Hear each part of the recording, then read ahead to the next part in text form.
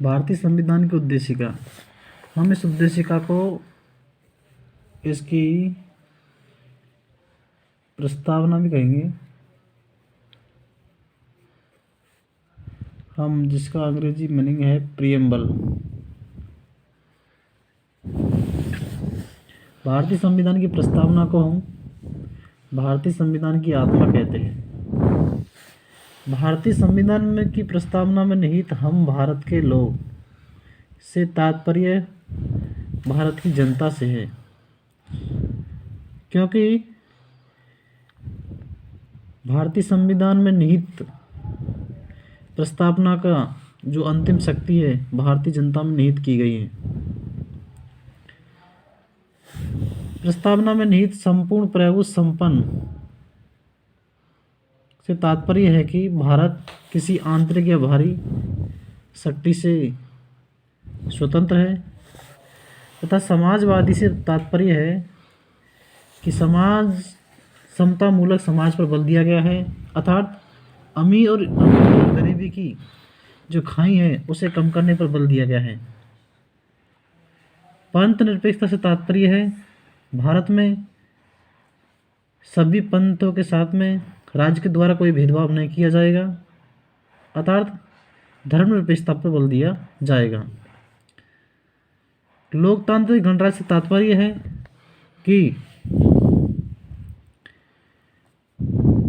भारत में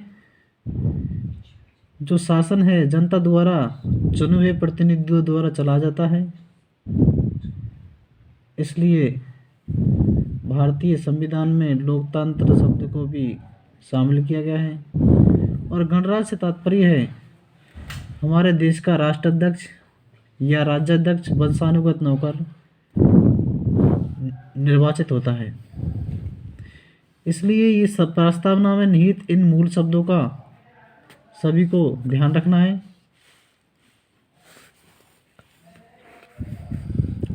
साथ ही साथ भारतीय प्रस्तावना में 3 प्रकार के न्याय का उल्लेख है, सामाजिक, आर्थिक और राजनीतिक, और 5 प्रकार की स्वतंत्रताओं का वर्णन किया गया है, विचार, अभिव्यक्ति, विश्वास, धर्म और उपासना की स्वतंत्रता, और प्रतिष्ठा और अवसर की समानता का उल्लेख किया गया है,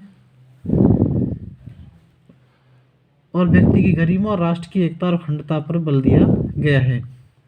भारतीय संविधान की प्रस्तावना में निहित 3 शब्द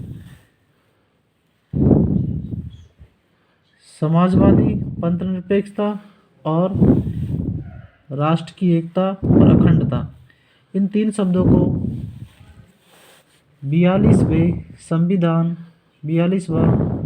संविधान संशोधन अधिनियम 1976 के तहत शामिल किया गया है, और इसलिए हम दृढ़ संकल्प होकर इस संविधान को आत्मार्पित करते हैं, इसको स्वीकार करते हैं। भारतीय संविधान की प्रस्तावना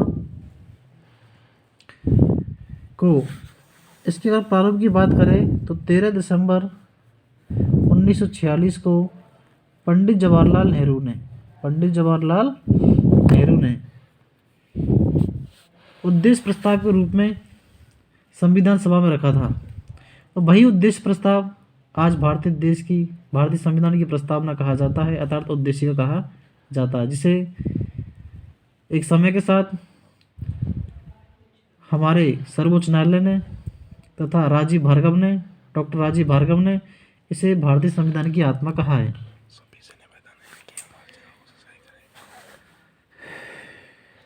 बेरूवादी वाद विवाद 1960 में भारतीय संविधान की प्रस्तावना को लेकर विवाद सामने आया, और इस बाद में कहा गया कि भारतीय संविधान की प्रस्तावना भारत के संविधान का अंग नहीं है। लेकिन आप तो जानते ही हो कि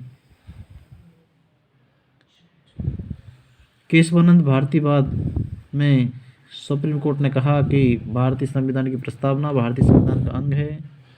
साथ ही साथ में सुप्रीम कोर्ट ने एक और व्याख्या की, यानी इसमें बेसिक स्ट्रक्चर यानी आधारभूत संरचना का सिद्धांत भी इसमें सामने आया था, अर्थात भारतीय संविधान में कुछ तत्व जो मुख्य तत्व है उनको भारतीय संविधान की आधारभूत ढांचा सुप्रीम कोर्ट ने कहा था। और आगे से बराबर कदा से आती रहेगी। आपको हमारे इस चैनल को लाइक करना है, शेयर करना है और सब्सक्राइब करना है। Thank you.